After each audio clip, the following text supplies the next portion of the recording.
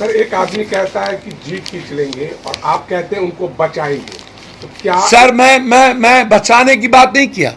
मैंने कहा कि हर तरह के जाति, धर्म, वर्ण और वर्ग और विचारों का सम्मान के लिए पप्पू यादव और हमारी पार्टी मरने को तैयार है।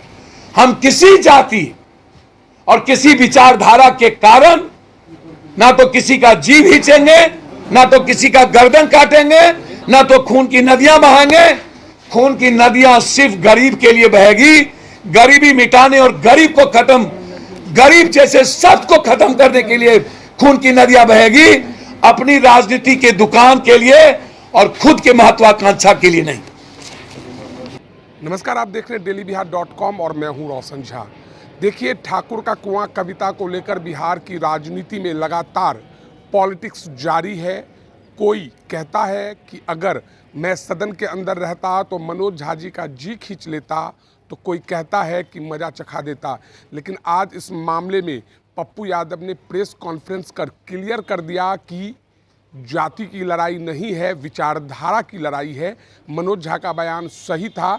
मनोज झा ने किसी ठाकुर समाज के लोगों को नहीं, बल्कि मन के अंदर छुपे हुए ठाकुर के बारे में बताया। और पप्पू यादव ने इतना तक कह दिया कि जो कोई भी मनोज यादव के खिलाफ है, पप्पू यादव छाती ठोककर उनके साथ खड़ा है। तो पप्पू यादव ने क्या कुछ कहा है, आइए पहले आपको सुना देते हैं। जिस तरीके से करनी सेना के नाम पर, मैं करनी सेना की बात नहीं कर रहा, लगातार उनको फोन पर धमकी, काट देंगे, मार देंगे। जब तक पप्पू यादव और हमारी पार्टी जिंदा है, दुनिया का कोई बड़ा कंस क्यों न पैदा हो, कृष्ण के अस्तित्व को और दुनिया के श्रेष्ठ कर विचार को कोई मिटा नहीं सकता। कि मैं और लोगों की तरह नहीं बोलूंगा, मैं सलाह भी देने के लायक नहीं हूं, मेरी औकात भी नहीं है, लेकिन मनोज झा जी के साथ उनके सम्मान और उनकी हिफाजत के लिए खड़ा रहने का ताकत और दम मुझ में है। पप्पू यादव, हर परिस्थिति में मैं खड़ा हूं, कंस को मिटना ही पड़ेगा। ब्राह्मण कभी भी उत्तावला नहीं हुआ। अब हम पल पल गला काट रहे हैं। एक तो कौन अचकोल बचकोल है, वो कहता है कि 2 मिनट में गला काट देंगे, कोई कहता है गले काट देंगे, कोई कहता है खून की नदियां बहा देंगे, कोई कहता है कुछ। ब्राह्मणों का कार्य अध्ययन, वेदों की शिक्षा, यह करना करवाना तथा उनका काम दान देना। क्षत्रियों का कर्म युद्ध करना, लोगों को सुरक्षा प्रदान करना, न्याय करना, वेद पढ़ना, यज्ञ करवाना और दान दक्षिणा देना। क्षत्रियों का मतलब क्या? राजपूत। कि क्षत्रियों का मतलब जो लड़ना जानता हो, ये समझाइए ना। और पहले तो मैं कथाकार प्रेमचंद जी को धन्यवाद देता हूं कि वो आज जिंदा नहीं है, नहीं तो उसको कुट्टी कुट्टी काट दिया गया। प्रेमचंद जी यदि जिंदा होते तो शायद सूली पर लटक गए होते। इतनी फिल्में बनी है जिसमें विलेन ठाकुर रहे हैं, जितनी फिल्में बनी हैं लगभग विलेन ठाकुर रहे। आखिर में हीरो जब विलेन को पीटता है तो पूरा समाज मिलकर ताली बजाता है। इसमें उसकी जाति के नजरिए से तो कभी नहीं देखा गया आज तक, उसे विलेन के नजरिए से देखा गया। जितना ब्राह्मणों और ब्राह्मणवाद के खिलाफ लिखा गया आज तक, जितना, लेकिन जितना दलित और का शोषण हुआ, कभी दलितों ने तो जवाब नहीं दिया, कभी अत्याचार और जुर्म तो नहीं हुए। यदि इतने बड़े समुदाय से आने वाले नेता जो जीभ खींचने से लेकर सर्व कलम करने की बात कभी नहीं कही ब्राह्मणों के किसी नेताओं ने कि सर कलम कर देंगे,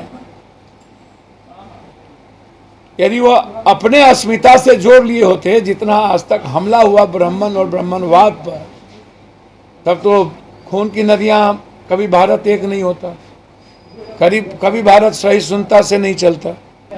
संपदा पर आर्थिक वर्चस्व में दलितों को पीछे रहने की दास्तान दुनिया में सबसे ज्यादा, और उसी संदर्भ में वो कविता थी। आज भी 2/3 से ज्यादा दलित एससी भूमिहीन है। आज भी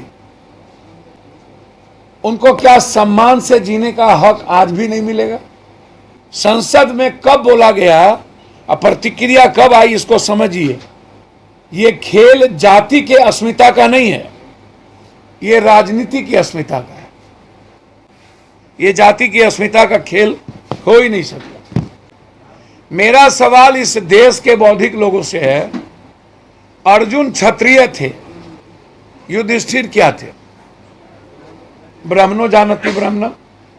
न पांचों भाई नकुल सहदेव क्या थे? शूद्र वैश्य। भीम क्या थे? सिर्फ अर्जुन को ही क्षत्रिय क्यों कहा गया? युधिष्ठिर क्षत्रिय की कतार में खड़े क्यों नहीं हुए? क्योंकि उन्होंने अंतिम सत्य जो ब्रह्म का रूप है और जीवन का जो रूप है उसको समझने में पीछे वो नहीं रहे। कृष्ण की बहन की शादी हुई अर्जुन से, यदि हम उसे क्षत्रिय के राजपूत समाज कहते हैं और कृष्ण को जादव कहते हैं, तब भी जाति नहीं है। कृष्ण की बहन की बियाह अर्जुन से और अर्जुन की बहन की शादी कृष्ण से, तब भी हम सब लोग रिश्तेदार हैं। शिव ने तीनों मूलवासी आदिवासी जो कबीला था, तीनों की कन्या से विवाह रचा के वसुदेव कुटुंबकम की बात की, तब भी हम जाति नहीं है, तब भी हम लोग सब एक हैं। आप किसको गाली दे रहे हैं? सुदामा ने जहर पी लिया ना हो, कृष्ण को गरीब नहीं ना बनने दिया, और राजा से रंग सुदामा हुए ना, किसको गाली देंगे आप? आप हमको बताइए। रामायण में राम हमारे आराध्य हैं और सबसे बड़े उत्कृष्ट कैरेक्टर है, तो वाल्मीकि जी को कैसे भूल जाइएगा? और तुलसी की उस रचना को कैसे भूल जाइएगा जिसको तुलसी ने उस रामायण को घर घर पहुंचाने की सरल भाषा में की? तो तुलसी की भूमिका, वाल्मीकि की भूमिका और राम का विचार और संघर्ष हमारे जीवन की आत्मसाध शक्ति है। केवट को रामायण से अलग कर सकते हैं। त्रेता युग में यदि मैं बात करूं, परशुराम अपने प्राणों की चिंता करके समाज के कल्याण की बात यदि उसने की, तो फिर आप यदि यह कहिएगा तो वहां यदि सबसे बड़ा शोषण का कारण कोई दो आदमी था तो उसको जाति से जोड़ दीजिएगा। तो परशुराम जी को यदि ब्राह्मण और भूमिहार समाज के लोग मानते हैं, तब तो स्वर्ण की कथा और पटकथा लिखी ही नहीं जाएगी। कब आया यह स्वर्ण? परशुराम भगवान ने जिस अत्याचार के खिलाफ लड़ा, भले आज उसको जाति का भगवान मान दिया, आप उसको क्या कहिएगा कि क्षत्रिय राजपूत का विरोध किए थे वो, कि उस व्यवस्था का विरोध था। यदि योद्धा की होगी तो भगवान पर द्रोणाचार्य, कृपाचार्य, अस्मस्थामा की बात आप कहां छोड़ दीजिएगा? ये कब तक सदन में आप गाली दे रहे हैं एक राज्यसभा को, माए बहन कर रहे हैं कटुआ, तो क्या क्या बोल रहे हैं? क्या ये सदन प्रेमचंद मुंशी और वाल्मीकि जी के उस कविता और उस लेखनी को यदि सामाजिक संदर्भ में आज के आरक्षण महिला बिल के बाद यदि उस संदर्भ का एक प्रोफेसर उसी बात को न उद्धृत करेगा, हम लोग गाली गलौज पर उतरे हुए। जो बड़ी बड़ी बात करते हैं कि राजा इस लड़ते थे, सर इस हिंदुस्तान में 1% राजा को छोड़ दूं, 99% राजा अपने किला को बचाने की लड़ाई लड़ा बात की। और समय काल पात्र के अनुसार हर व्यक्ति को चलना पड़ता है। अभी हमने 11% गरीब ऊंची जात के लोगों को भी आरक्षण दिया। ये समय काल पात्र की डिमांड थी और ये देना पड़ेगा। और 200, 400, 500, 1000 घोड़ा में आदिवासी वह वर्ग होता था जो कृषक वर्ग था, जो कमजोर था। लड़ने का काम वो किए, किला बचाने का काम वो किए। आप उसकी भूमिका और योगदान को कैसे छोड़ दीजिएगा? ब्राह्मण जाति नहीं थी, ईश्वर का ज्ञाता, ईश्वर को जो समझने का लगातार प्रयास किया। ऋषि मुनि काल से लेकर क्या तक कोई जाति नहीं थी। जो गाली गलौज हमेशा इस अर्थ के समय में भी आप जो लगातार गाली गलौज करते जा रहे हैं सभी लोग, आज भी हमें लड़ना होगा समाज के 85% लोगों के लिए।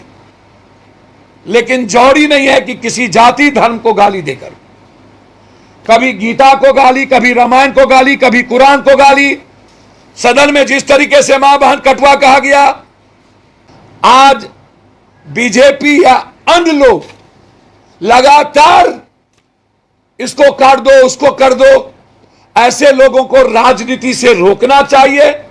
इसके पीछे बड़ी शक्ति है जिसमें बीजेपी की भूमिका है। जब जब बीजेपी हारती है तब तब हमेशा हर 1-2 महीने के बाद ऐसी विचारधारा लाता है जो सदन में इसके पहले एक राज्यसभा सांसद के साथ किया गया। आज तक हम आपको बोलते हैं, इतनी बड़ी घटना के बाद कोई गाली गलौज क्यों नहीं किया? राज्यसभा में उसको मां बहन की गई, राज्यसभा में उसको कटवा कहा गया, कोई मुसलमान क्यों नहीं गाली गलौज किया?